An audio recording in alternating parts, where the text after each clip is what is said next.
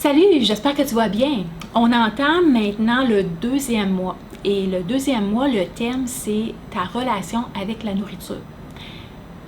Tu vas prendre connaissance de qu'est-ce qui se passe dans ta tête, toi, quand tu penses à de la nourriture. Et si c'est à changer, ben, je vais t'apprendre comment faire pour reconditionner une nouvelle relation à la nourriture. Tu savais-tu que quand tu es né, tu avais une relation parfaite avec la nourriture? Tu n'en avais pas de problème.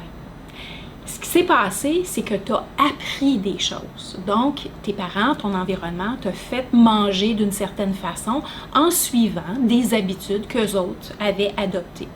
Donc, tu as appris des choses au fil des années.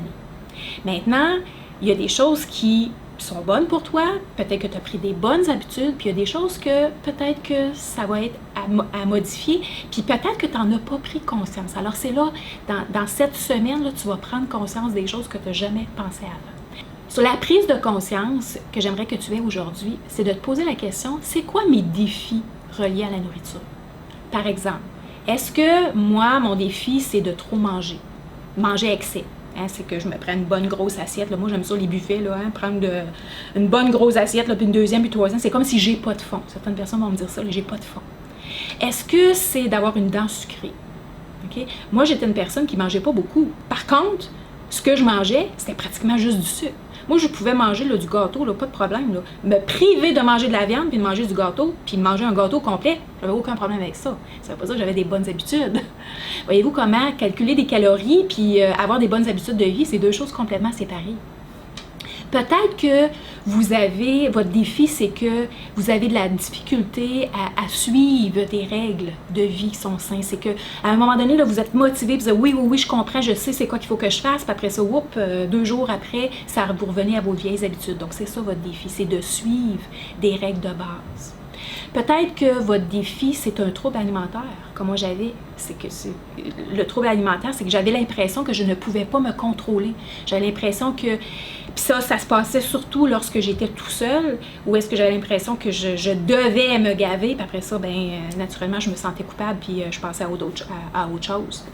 Peut-être que vous avez appris aussi que il fallait absolument que vous finissiez votre assiette avant de manger du dessert. Puis peut-être que vous avez été privé de certains aliments, certains types d'aliments, ce qui fait que vous avez développé, maintenant que vous êtes libre de manger ce que vous voulez, vous avez comme ce goût et ce désir intense puis constant de manger l'aliment qui était privé. Alors voyez-vous un petit peu où est-ce que je m'en vais avec les défis? Donc prenez le temps de réfléchir puis d'écrire dans votre cahier de bord quels sont vos défis. Qu'est-ce qui est le plus difficile pour vous au niveau, quand vous pensez à la nourriture, au niveau de prendre vos repas ou de préparer vos repas. Ça, c'en est un autre, ça. Le défi, puis ça, c'est un de mes défis, c'est que j'aime pas cuisiner. Fait que si j'aime pas cuisiner, naturellement, j'ai pas tendance à faire des choses attrayantes puis à avoir de la diversité, ce qui fait que quand j'ai très très faim puis je veux pas me faire à manger, je vais aller manger, je vais prendre quelque chose qui est sur le pouce. Donc ça, c'était un défi que j'avais à modifier. Ça fait du sens pour toi? Alors réfléchis à ça, prends des notes, puis je te reviens demain.